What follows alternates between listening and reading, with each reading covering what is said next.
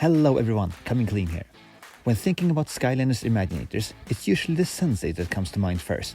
For good reason too, since these extremely powerful and incredibly complex characters are some of the most enjoyable Skylanders to play as in the entire series. These are also some of the most expensive and sought after figures on the used market. But we must not forget about the actual main gimmick in this game. The player created Imaginators that you make from these creation crystals. In this video, I'll talk about why they are well worth investing in. Let's get started. Skylanders Imaginators is the sixth and latest game in the main Skylanders game series and was released in 2016 and is available to play on more or less every console out there except for the Nintendo Wii. The premise is that the Skylanders are, once again, under threat from Chaos and its newly created Doomlanders. To help them out, the Skylanders turn to the Senseis, the most skilled warriors in all of Skylands. These Senseis are incredibly fun to play as, and they represent the peak of complexity in Skylanders movesets with several different skills and lots of synergies between them. In the game, the Senseis are also tasked with training the player-created Imaginators. Imaginators are created by placing a physical creation crystals on the Portal of Power. There are several types of creation crystals, but the only thing that is relevant from a gameplay perspective is which of the 10 elements that the crystal belongs to. This will affect in which zones the Imaginator will be stronger in, just as with any Skylander, but more importantly, which elemental power your Imaginator can use in combat. The first thing you do when you create your Imaginator is to select its battle class, and there are 10 to choose from. They all have slightly different playstyles, but their abilities are also very customizable, so Imaginators are considerably more versatile than most Skylanders. They all have 2 main attacks and 4 different abilities called secret techniques to choose from, and you can switch between them all at any time, and eventually you also unlock their ultimate soul gem ability. Here's the quick breakdown of all the battle classes and what you can extract from their main playstyle. Brawler. Fighting with mainly their fist and moving around like a boxer, Brawlers have several damaging secret techniques with a slight focus on single targets rather than crowd control. They feature a flashy and straightforward playstyle with satisfying and effective combo attacks. Sorcerer. A classic mage-like archetype with ranged magic attacks and secret techniques that both damages and disrupts enemies. Sorcerers move around by hovering above the ground, and their abilities are best suited to handle multiple weaker enemies at once. Knight. Arguably the most balanced of all the battle classes, the sword-wielding Knight will have something for every playstyle. Whether you prefer a slow or fast main attack, or want secret techniques that can damage single or multiple enemies, you can't go wrong with a Knight. Bazooker. Bazookas shoot rockets at their enemies from a distance, but they also have several close-range options up their sleeve, and if you equip the rocket jump ability, Bazookas suddenly become very nimble as well. This battle class suits players who like diversity in how they approach combat, and it's also definitely a plus if you like explosions. Swashbuckler. Wielding dual blades, the Swashbuckler excels at dealing damage to many enemies at once at a close distance. Swashbucklers might seem like a very offensive battle class at first glance, but their blades are equally effective at stopping opponents in their tracks as they are at slicing them up. Quickshot.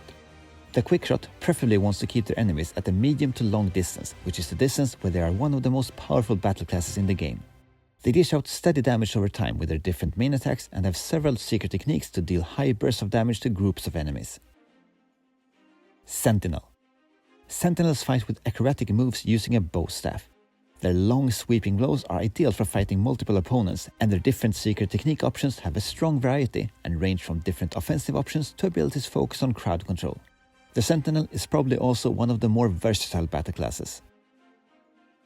Ninja. This battle class has a strange appearance, since Ninja consists of a head with attached limbs. They throw shuriken from a distance, and their different abilities are all more or less focused on some kind of technical mechanic. The Ninja will suit players who want to have a tool for every situation and are not deterred by a more technical approach to combat. Smasher. The name of this battle class implies a hard-hitting, slow-swinging archetype, and that is exactly what you will get. The Smasher's secret techniques, however, have a surprising amount of diversity and can be used to buff yourself or debuff your enemies. Or simply belly flop them for lots of damage, of course. Bowslinger. Bowslingers use bow and arrow to deal damage from a distance, but with their multi-shot special attack they are however quite effective up close as well.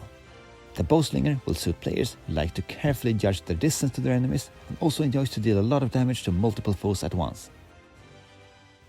When you have selected your battle class, the truly fun part begins, as it's now time to customize how your Imaginator should look. The options available here are generous to say the least. You can select the size, both for individual body parts as well as the overall stature of your Imaginator, and there are numerous style options for the legs, body, arms, head, and so on. Many parts make up sets where all individual parts fit together really well, but you can mix and match however you want. And if the different color themes of the different parts concern you, then don't worry. You can set the color theme for every individual item, and if that's too cumbersome, just pick an overall theme for your entire Imaginator. And if all that wasn't enough, you can also select the voice and catchphrase of your creation. I dig my bow. Some customization items are not available right away, and you earn new ones by simply playing the game and finding Imaginate chests that are practically thrown at you throughout the game's story mode. Some items are unlocked by other means, like completing a specific feat or owning an imagination crystal of a certain element. Before moving on, it's worth mentioning that some battle classes are locked in looking a certain way. For example, every type of battle class can equip a tail, but in the case of the swashbuckler, it actually replaces the legs, and additionally, they can equip a unique skirt-like tassel gear. Just like swashbucklers, sorcerers hover above the ground, even though they can equip regular leg parts. Finally, the ninja have no upper bodies and instead consist of an oversized head with arms and legs attached. There's no way to change these particular aspects, so if you want to create an Imaginator with a particular look, you need to keep this in mind. When you are satisfied with your Imaginator's look, it's time to select armor and weapons, and once again, you are presented with a plethora of options. Different armor parts are placed on different parts of your Imaginator, and they all have different stats. To use some specific items, you may need to level up your Imaginator. As much as I like how many options you have in this category too, I do not like that the stats are locked to a specific item. The gear alters your Imaginator's look quite a bit, and it's a bit of a letdown that you have to choose between looking the way you want or maxing out your stats. Personally, I tend to lean more towards looks in this regard. This little flaw aside, you can't deny how much fun it is to create Imaginators, and how much you can differentiate one creation from the next. I have bought several used creation crystals with pre-created characters on them, and none of them looks like the next one.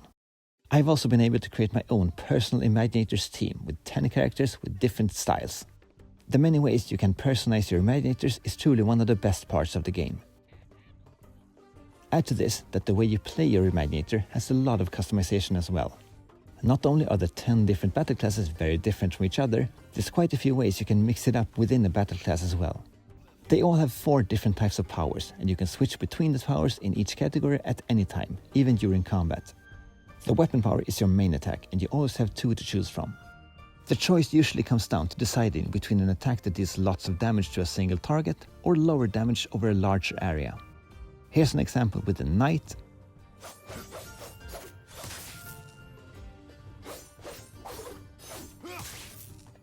and the Bowslinger.